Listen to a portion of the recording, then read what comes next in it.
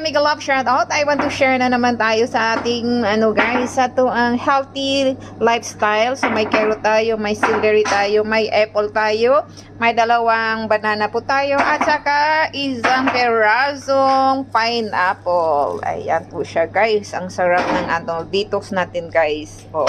First gawin natin siyang juice. Pagkatapos gawin na i-blend natin kasi may tayo, may banana tayo guys. Ayan, sarap. I love it. Magawa tayo ng juice.